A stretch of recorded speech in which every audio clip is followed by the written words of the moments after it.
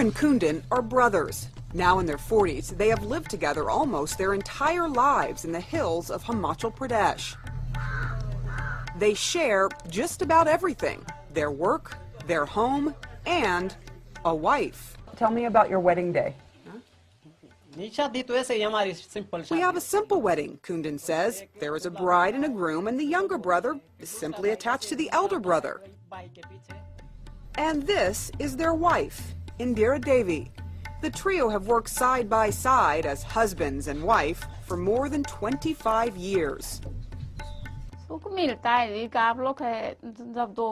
It's been going on for ages. My sister-in-law has 2 husbands. My mother-in-law also has 2 husbands, she says.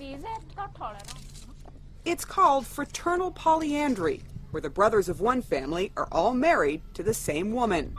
It's not common in most of India, but still flourishes in remote parts of the Himalayas. There are about 200 families in this steep hillside village that function pretty much the same, although some wives have 3 or 4 husbands, depending on how many brothers there are. Typically, the marriages are arranged. What about love? Do you love both of these husbands equally, or was this just for tradition? I like both of them. I look at them the same. When I am troubled, I tell them to marry someone else.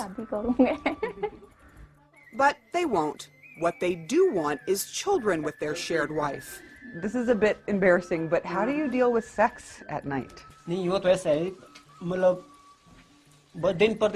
we have to work out. We make shifts, change shifts, and sleep on alternate days, or else it won't work. Is it difficult to have to share a wife between the 2 of you? To run the families, we have to do this, overcome the hurdles, and we have to control our hearts from feeling too much also. But feelings grow, and so did their family. They have 3 adult children now, who all live and work together in the same house. Do you know which child belongs to which biological father? We tell the kids that both fathers are the same. The family doesn't know and doesn't care. The daily grind takes all their time and energy.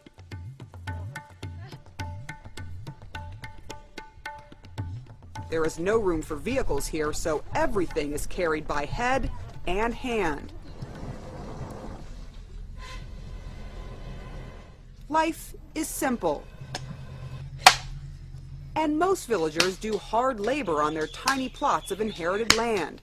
Younger brother Amar breaks stones for a living in his backyard and at a mine. His wife does back-breaking work in the fields, careful not to step on snakes. In this difficult terrain with few jobs available and very little land to share, one of the reasons that polyandry is popular here is because of pure economics. The practice goes back centuries because land is so scarce in this hill country. If Amar and Kundan had taken separate wives, they might have had to split the family's little land. So they stick to tradition. Do you want this tradition to continue with your 3 children? I feel it is good for my daughter to have 2 husbands, she says. If they marry like that, they will be happy in the future. Her 17-year-old daughter isn't so sure about that. How many husbands would you like? 1, 2, or 3? Team. I would like 1 husband, she says. But in this remote corner of India, Sunita Pundir knows she is bound by custom. Will you marry for love or you will marry for tradition? I will marry for both, for tradition as well as for love. I will never leave our tradition, even if I have to forego love. I will never spoil my parents' reputation and my brother's. Sunita's 2 brothers have already decided they will follow tradition and share a wife. My opinion is that in a family there should be a joint system, he says. The joint system is very good. Family runs very well that way. To find one, they'll have to travel to another village. The gene pool here is too small. The villagers say almost everyone here is related in some way. There's another incentive for polyandry. For every 1,000 boys born in this region, there are about 850 girls.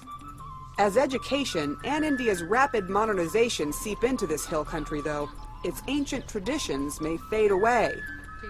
Until then, life for these villagers will be much the same as it was for their forefathers and mothers hundreds of years ago. Sarah Seidner, CNN, Himachal Pradesh, India.